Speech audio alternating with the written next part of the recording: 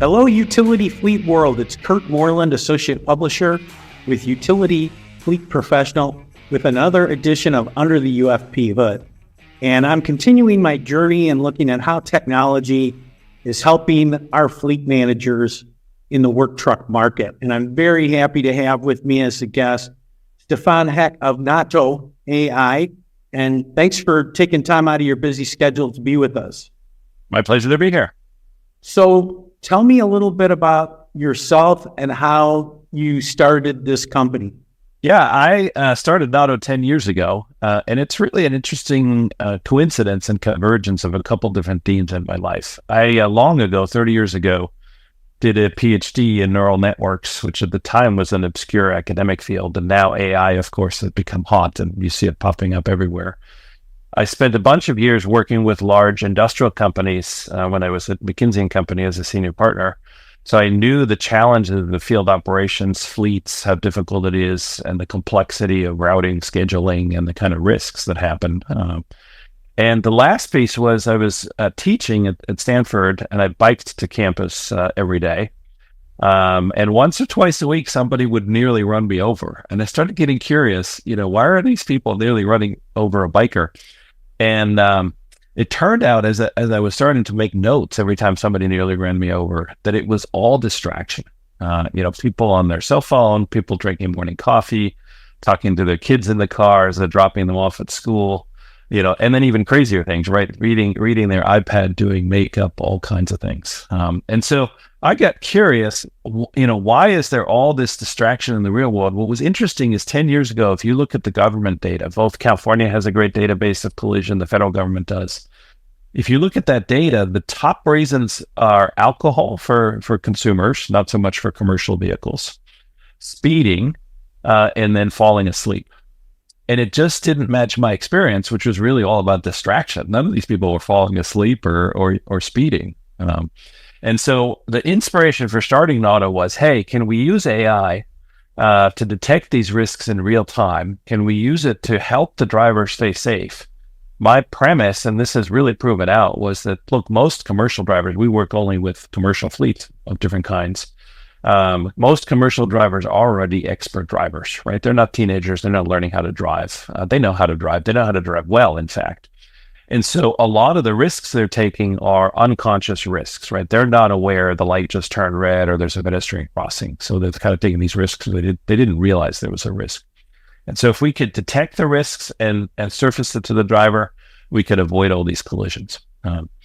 And very funny anecdote, we set out originally, we looked around and said, what's the best safety technology out there? And you find two pretty quickly. The first one is in 1902, brakes got added to vehicles. And I'm pretty sure vehicles were pretty scary before brakes, but there's not a lot of good before and after data from 1902. But the one that's well studied is the seatbelt, which everybody knows. Got introduced in the 50s, took a decade to become common. And the seatbelt is it's still to this date, the single biggest reduction in injuries and fatalities, about 20% reduction in serious injuries and fatalities.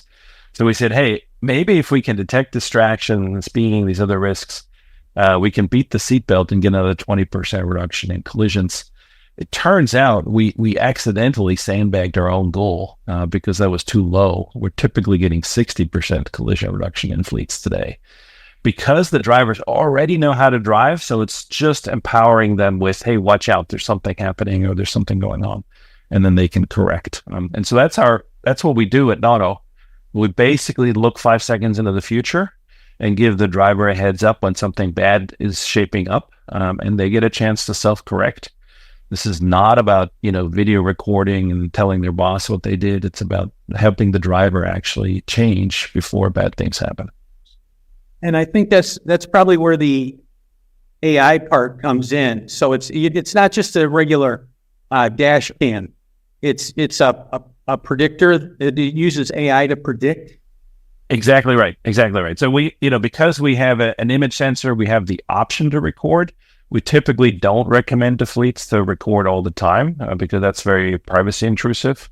But it's really mainly the image data is feeding into the AI, and the AI is using that to predict what's going to happen next, look into the future. and say, ooh, this combination of lights turning red, there's a pedestrian crossing, you're looking out the left side, that's a bad combination. And that's the kind of situation where we intervene. Wow, that's really interesting. I imagine that your product, does it also read facial expressions? It checks for drowsy drivers? We do look for drowsiness. It's not just the face, it's really overall your body. You can slump, or your head starts to tilt, or you start yawning. So those are all signs that you're starting to fall asleep. We try to look for the early warning signs. The last stage of drowsiness is that your eyes are closed, but at that point you're super dangerous because you're not looking at the road. So we try to detect those early warning signs, and then we encourage the driver to pull over by the side of the road, take a break, get a cup of coffee, because that's really what's needed at that point. And how is that done? Is there any alarm that goes off in the cab, or does it send a message to the supervisor? Our whole philosophy is tell the driver first, and if the driver corrects it, that's where it'll stay.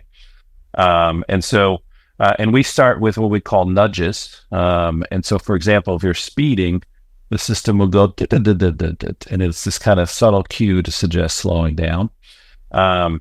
If you then ignore that, you get voice feedback. It's essentially in-vehicle real-time coaching by the AI, right? So it will say slow down or leave more following distance, or if you're falling asleep, it will say, pull over to take a break, take a rest. The last stage, if there's something imminent, like you're about to hit something, that is an alarm. But we use alarms sparingly. People don't like having systems beep and scream at them. And so we really reserve the alarm for you're about to run a red light, or you're about to hit somebody, or you're about to rear end the vehicle in front of you. In those cases, you do want an alarm, because it turns out people process an audio alarm slightly faster than human speech. So if I tell you, watch out, that's actually slower than if I just sound an alarm. And you want every second of reaction time left for the driver to avoid the collision. So, wow, that's an interesting statistic for sure. So then, when I talk to our readers and our listeners, they're inundated with data. Yep. How does your product and your system, your company work to provide like a dashboard of driver behavior safety, or how does that work? Yeah. So, you're right. A lot of systems out there today, telematic systems, give you tons of data.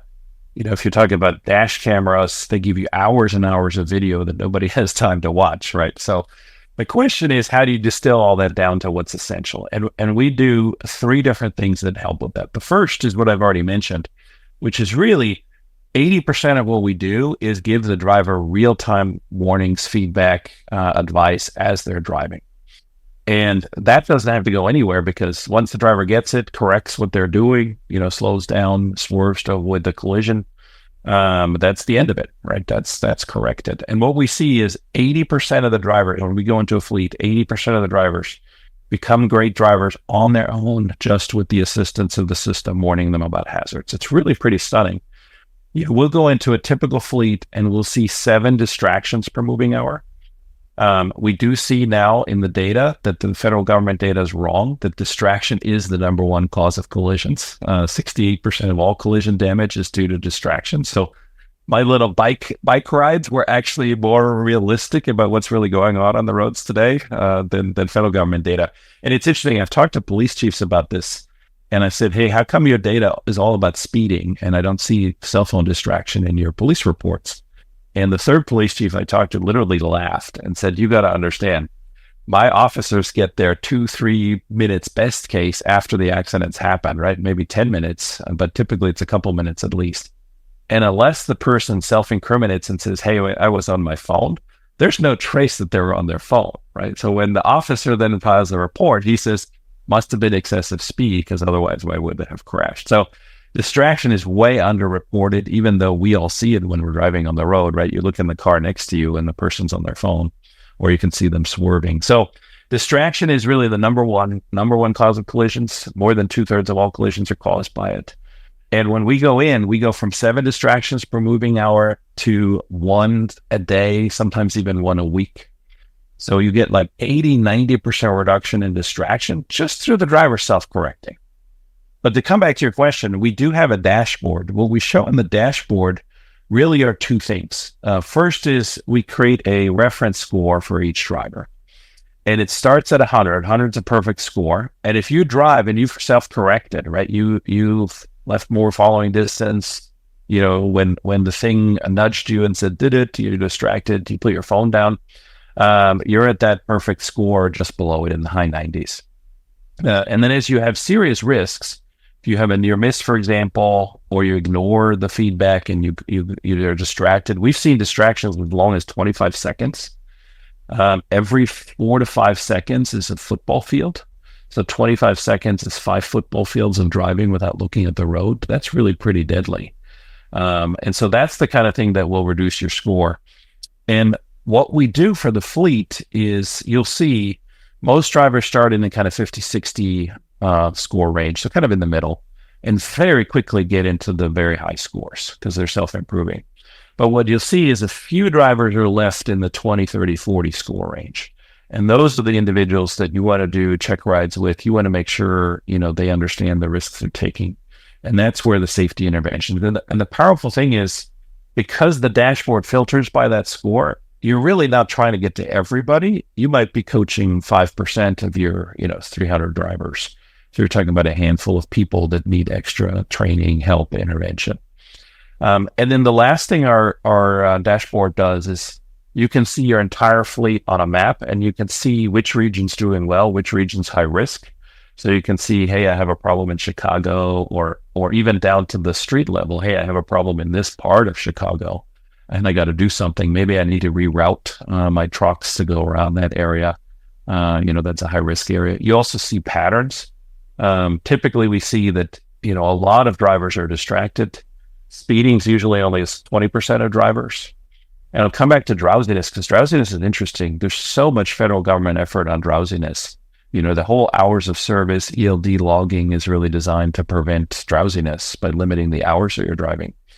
But we see that actually some drivers can go for 10, 15 hours and not fall asleep. Other drivers can fall asleep when they get into the car half an hour in. And that's often one of two things. First is they have some kind of disturbance at home when they're sleeping. It could be a medical condition, sleep apnea, can be innocent. They have a young baby at home that wakes up screaming, and they don't sleep well at night. So you got to be careful about what they're assigned to and what route they're taking. And then we also see that people who do heavy physical labor fall asleep when they get into the car. So if you have a landscaping fleet, for example, or a construction fleet that's digging trenches, it's one of the heaviest lifts. You really sweat, and your body gets this intense workout, and then you get in the vehicle, and your body just goes, "Wow, I'm going to relax in this chair. This is nice," and you start falling asleep. And the interesting thing is that can happen. If they dig a trench at 8 a.m, they're falling asleep at 9:30. It doesn't take 8 hours for them to fall asleep. So those are the things that show up on our dashboard, and it's very tailored. So the dashboard will actually show you, John's drowsy and Henry is speeding and Sarah is, running stop signs. And then you can intervene in a very tailored way. And it isn't this kind of general purpose broadcast, hey, all of you shouldn't be speeding, because the reality is most of your drivers aren't going to be speeding. It's really a few individuals that need that intervention. So, and then you can, the last piece is you can benchmark yourself on our dashboards. If you have a nationwide operation, you can benchmark different cities, different regions, but you can also benchmark yourself against other like fleets. So if you're in a utility, you can say, hey, how am I doing versus other utilities around the country? And am I average? Am I better than average? Am I best in class? And we have a few best in class fleets that have reduced risk behaviors by 2 orders of magnitude, factor 100. So they've not only got 90% reduction, they got 99% reduction. And that's really a high bar to meet if you want to be best in class. That is some great industry insight and some great data that you've shared with us. And I appreciate that so much. And we're going to get back to the rewarding drivers. I want to continue that subject in a minute, but people who follow the podcast know that I love a good celebrity encounter story. So we're going to take a little halftime break here. Stefan, do you have you had a celebrity encounter story? Yeah, I'm going to share one that's related to transportation. I'm a big Star Trek fan. I don't know if you are. Patrick Stewart's my favorite captain. Um, and I was in the TSA security line of all things at the New York airport at JFK. And, doing the usual thing, taking my shoes off, unpacking my bags, putting it all on the X-ray. And suddenly behind me is Captain Picard. And I looked at him and I smiled, and I'm sure he gets tons of celebrity attention. But the TSA guy said, "Go through the gate." So I didn't get a chance to talk to him. And man, I kicked myself for the rest of my life that I didn't say, "Is the transporter broken? How come you're here?" So, well, yeah, you could also throw in an X-Man reference to absolutely Professor Xavier, I guess. Well, that's right. A real good one. No mutant flying powers for him, I guess. So, you had to go through just like everybody else. Just like everybody else, yeah. That's amazing. Well, let's get back to now that we've identified certain driver behavior.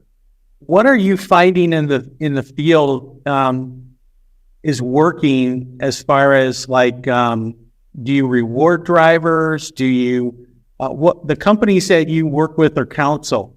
What's working? What's not? What do you recommend? Yeah. So first of all, when it comes to safety, because collisions are varied and the risk behaviors are so varied, there isn't a single silver bullet, right? People always say, "Well, what's the one thing I got to do?" There are some things that make more difference, and I already talked about the biggest. Getting your distraction rate down is the number one thing you can do. That's going to be 2/3 of your collisions. So that's the first place to start. Then there's a long list of other things, right? Tailgating, speeding, drowsiness. But it really is that you're focusing on all the different risks for the different regions, different individuals, and you're tailoring what you're doing. In terms of how you work with the drivers, we definitely recommend positive rewards. So we have a leaderboard capability that shows you who's the best driver. And we work with fleets to institute, it can be, fun prizes like Driver of the Week t-shirt, or that plaque on the wall that says, they're the best driver for this week, for this month, for this year. It can be some friendly competition between sites to see who gets the better scores. That's quite fun. And people are really motivated. They can see, oh, wow, Ohio's doing better than Kansas this month. A few fleets have done monetary incentives too. They pay the better drivers more, which does work. We found that it doesn't work better than just celebrating the best drivers. So it's just another tool in the toolkit. And it is also worth sharing personal stories. So we have drivers get up and say, I was in this situation, here's what I did, and here's either a good outcome or here's what I learned from my mistake. That's really, really powerful as well. So sharing those anecdotes. And we found, because drivers are professionals in fleets, they're quite happy to talk about what they learned, what they did, and it becomes a positive experience. I'll tell you the biggest effect, though, is drivers whose lives we've saved by warning them. We've prevented over 30,000 collisions, and if you look at the statistics of how many collisions lead to serious injuries and fatalities, that's about 30 fatalities we've prevented and a couple hundred serious injuries we've prevented. And those drivers become lifelong advocates. They will literally go into a meeting and say, "I'm only here because Nauto warned me, 4 seconds before impact. And I swerved, and that's why I'm here today to talk to you." And they become very compelling advocates of, stay off your phone. The reason I got into that situation is I was texting and I didn't see the truck in front of me. And, I got warned at the last minute and with seconds to spare. So it's really all embedded in the culture, in the meetings and the discussions you have, but enabled by the dashboards and the data and the drivers changing their own habits. It's very powerful. And our whole proposition is, we want to get you home at night to your family safely, right? This is about doing your job well, delivering your service, product, good, whatever it is you're doing as your fleet, and then coming home to your family. That's an amazing testimonial. I remember when telematics were first introduced, we have fleets that have unions, and there was a little bit of a pushback. There was the stereotype of Big Brother.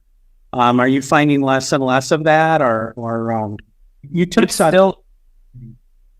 it's still very much an active discussion. AI has raised a whole new set of concerns because a lot of people have gotten to know AI through, Terminator or scary movies. And AI definitely has some creepy uses in weapons and, some kind of robot, certainly. But AI can also be mundane, right? Every one of us has AI on our phones now, answering to, Siri or Hey Google and understanding our requests. So, AI by itself isn't really good or bad. It's how it's deployed that makes it, positive experience or a scary experience. And so we definitely have those discussions. We work a lot with unions.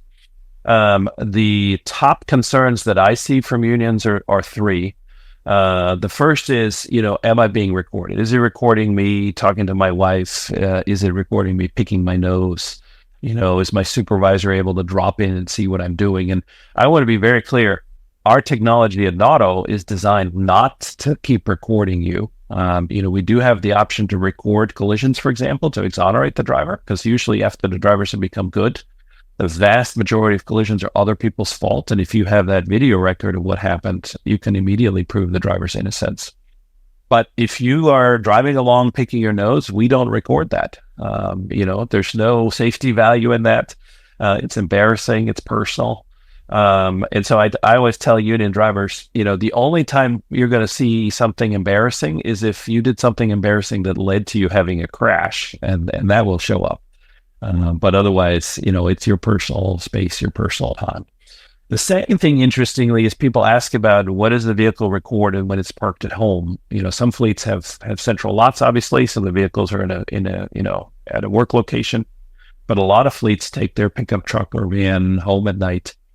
And then they have questions about, is it recording what my kids are doing? I'm picking up the garbage. Is it recording me? And the answer there is simply no. When the vehicle's parked, the device goes to sleep. It'll wake up if something hits the car. So if, a neighbor backs into your van while it's parked, that the system will wake up. But just because somebody's walking alongside or kids are playing, it's not going to record any of that. And generally, the park time is private time. So if you're on a lunch break and you're not driving and you're eating your sandwich, nothing's going to be recorded of that time either. And then the third concern drivers have is, is my personal information being shared? And we're very, very careful. We comply with both the California regulations, Ohio, Europe, GDPR. And we try to avoid capturing personal data if at all possible. So, for example, we don't ask for a driver's names, driver's license. We usually just get a unique identifier that the fleet knows who that is, but we don't even know what that person's name really is. And of course, we try to capture as little video. So really the only personal information we would capture is if you get into a collision or a serious safety incident, there would be a record of who was driving and you see the person's face. But again, we don't know who that individual actually is. Only their safety team of the fleet would know. Oh yeah, that's John, and we're going to need to help him in this emergency situation. Wow, that's incredible insight into AI. And I'm going to date myself by saying, I was at the work truck show, NTA work truck show, when they first introduced backup cameras. Yep. And now it's amazing to hear AI as the next generation. It's a co-pilot, just like airplanes, right? You have a co-pilot that keeps you safe, both a human co-pilot and an autopilot in airplanes. And I like to think of us as the collision avoidance system. Every airplane has a collision avoidance system. If two planes are headed for each other in the sky, the system will automatically detect that and tell one airplane to go up, one airplane to go down. Obviously, on surface streets, it's not as easy. You can't just go up and down. There's no up or down. But basically, the driver gets a warning and gets a chance to swerve or slow down, brake. And that's really what it's all about. So for us, the North Star is, can we reduce collisions? And as I said earlier, we're typically seeing 65% reductions, 3 times the seatbelt. And by the way, coming back to your union question, that is what's convinced the unions to embrace this. Is, we've got the privacy protections, but they see the 50, 60, 65% collision reduction. They go, wow, we want to keep our members safe. And the results speak for themselves. That's fantastic. Speaking of working with people, congratulations on, you have a partnership with Stellantis, which for those who may not know, Stellantis is the owner of Ram, the Ram brands. So let's wrap up by talking a little bit about that and how you two got together. Yeah, it's a great partnership. You can basically go to any Ram dealer or the Ram website, and either when you order a new van or pickup truck, ask for Nauto to be added to it, and it'll come pre-installed. Or if you have an existing Ram vehicle, you can also, in addition to getting it directly from Nauto, you can also buy it through Ram and through Stellantis. So it's wonderful for fleets because, one of the big hassles in adding safety technology later is your vehicles might be spread out, for the big fleets all over the country, but even for a small fleet, you might have 5 or 6 sites. And so going to find the vehicle where it is, get something installed. Our install doesn't take very long, it takes about 20 minutes, but you still have to find the vehicle physically and have the install technician there. The great thing about this Ram partnership is you can get your vehicle from the dealer with Nauto already pre-installed. So it's completely seamless. It's just another add-on option like, floor mats or, the extra safety package that comes with the vehicle. And we're 100% complimentary to that. If I have an existing vehicle, how can I get your product added? So if it's a Stellantis vehicle, a Ram vehicle, you can go to your Ram dealer. If it's not, the best way to find us is through our website, Nauto, N and then auto, so nauto.com. And on the website, it's also multiple ways to reach us. You can email us, fill out a form, call us, and we have a great customer success and service team that's happy to take care of anybody. That's so exciting, and that's so excellent. I really appreciate you being a guest on the podcast. We publish not only Utility Fleet Professional, but also Incident Prevention, which is dedicated to safety in the market, as well as a conference dedicated to that too. So our podcast today has overlapped both markets, and you've been a fantastic guest. I've learned so much, and I'm sure our listeners will too. Thank you so much, Stefan Heck of Nauto AI, for taking time out of your busy schedule to talk with us. My pleasure to be here. Thanks very much. You bet. Take care and have a great day. And everybody, roll safe out there. The views, information, and opinions expressed during this podcast are solely those of the individuals involved and do not necessarily represent those of Utility Business Media and its employees.